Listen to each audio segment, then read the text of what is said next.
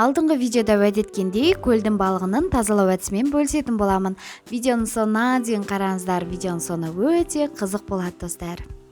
Баршаңызға сәлем, достар. Сіздермен бірге Майра Сауытбекқызы. Бүгінгі видеода балықтың, яғни көлдің балығының сыртын қабығын ашып, ішек-қарын тазалайтын боламыз.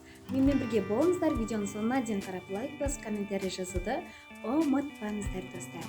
Бүгінгі видеода, достар, екі түрлі балық қолданатын боламыз. Біреусі сазан, екіншісі чука деп аталады. Мінекей біз енді ара пышағымызды аламыз. Ара пышақпен тазаласаңыздар өте ыңғайлы болады.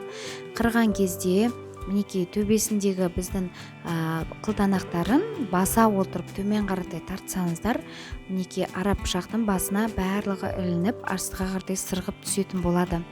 Достар, барлығы өте оңай. Осылай ғана тартып отырсаңыздар жеткілікті. Мінекей бізде сазанда қатпарлары өте дәу-дәу болып келеді, жалпақ болып келеді. Чуканыкіне вообще ұқсамайды. Әрі біздің сазанның еті кішкене қалыңдау, дәу болып тұр. Бізде сазан дәурек. Мінекей, достар, барлығы де өте оңай.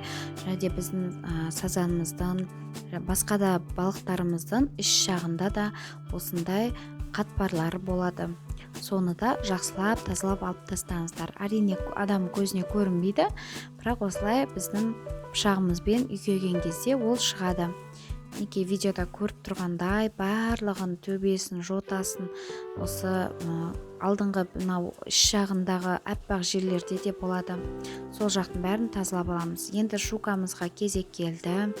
Біздің чукада қатпарлары өте майда жіңішке болғандықтан осы ара пышағымызбен екі жаққа қаратай кезекпен кезек осылай үйкеп отырамыз. Неке астыға үстіге үйкеген кезде бізде осы қатпарлары өте оңай ажырап шығатын болады. Осылай өте оңай қатпарларын тазалап алатын боламыз. Достар, және де мен неке сазанның көзін қарасаңыздар, көзі ағармаған, свежий балықты егерде дүкеннен болмаса базардан таңдап алатын болсаңыздар, свежий екен қалай білуді білмесеңіздер, осы көзіне қарап білсеңіздер болады. Көзі егерде кішкене ақшылтым, ағарған болса, онда ол свежий емес. Және достар, осылай барлығын тазалап алдым. Енді жолдасымнан попросить етіп, күн өте суық болғандықтан осы жолдасым менің балықты кішкене ішек-қарын ақтаруға көмектесті, және де бөліп берді. Алла разы болсын. Мінекей ішін осылай ажыратып жатыр. Кішкене күн суықтау бізде. Онда да сіздерге берген уәдемде тұрайын деп осы видеоны түсіруді жөн көрдім. Мінекей осылай ішін ашқан кезде бізде балықтың ішінен көптеген икра шығатын болады. Ол икра негізі балық шашқан кезде бірден өте көп балықты шашады. Сондықтан осы икрадан әр түйірінен бір-бір балық пайда болады. Сол себепті икрасы өте көп балық, негізі өте көп көбейетін жәндіктерге жатады.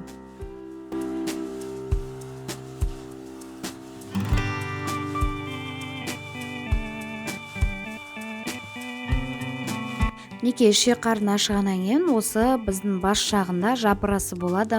Негізі балық басынан шірейді деген бізде мақал бар, білесіздер. Осы балықтың шіріп кетпес үшін, осы кішкене естем қалмас үшін жабырасын алып тастауларыңыз керек. Неке енді чукамыздың ішін ашып жатыр. Көп деген неке қараңыздар. Бізде икрасы өте көп. Негізі мына жерде қаншама балықтар шашылады. Негізі тез тарайды ғой. Сол себепті икрасы өте көп екен.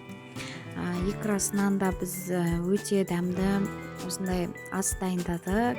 Келесі видеоларды жіберіп алмаңыздар. Міндетті түрде барлығымен бөлісетін боламын. Неке енді чуканы тоже жабырасын алып, бас жағын осылай жақсылап жуып алатын боламыз.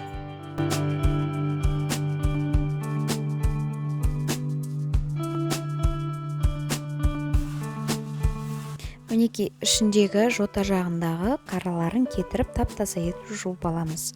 Енді бөліктерге бөлетін боламыз. Бірінші басын кесіп аламыз, және де дәл осындай бөліктерге бөле отырамыз. Қатты қалың қылмаңыздар, және де жұқалып болмауы қажет.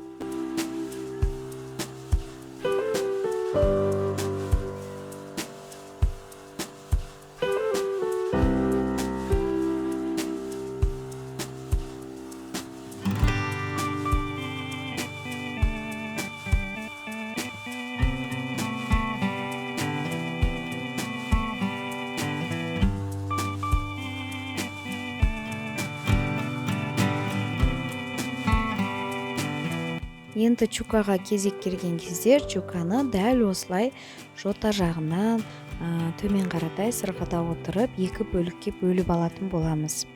Негізі чука сияқты істесеңіздер, бұның еті қалың, пісуі өте қиын болып кетеді. Сол себепті дәл осылай ортасынан бөліп алыңыздар.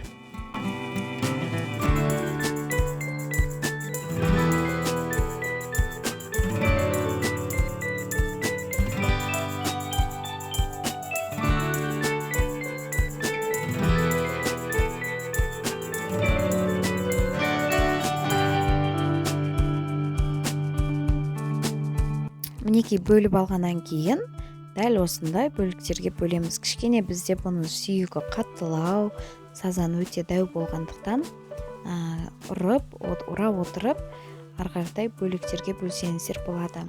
Әрине жолдастарыңыздың көмегі қажет болады. Сол себепте менде жолдасым бөліп беріп жатыр барлығын. Дәл осылай бөліктерге бөлеміз. Мінекей барлығы бөліктерге бөлінген достар. Өте керемет болып тұздап қойдық. Міндетті түрде тұздап қойыңыздар. Тұздағаннан кейін өздеріңіздің қалауларыңыз бойынша кез келген асты пісіре аласыздар. Қуырсаңыздар да болады, болмаса духовкаға салуға да болады. Достар, менің енді келесі видеомда жіберіп алмаңыздар. Келесі видеода осындай отта, ауылда керемет видео түсіретін боламыз. Мінекей біздің тарсанчик. Қараңыздар, бізде осындай ғана қар жатыр. Мінекей.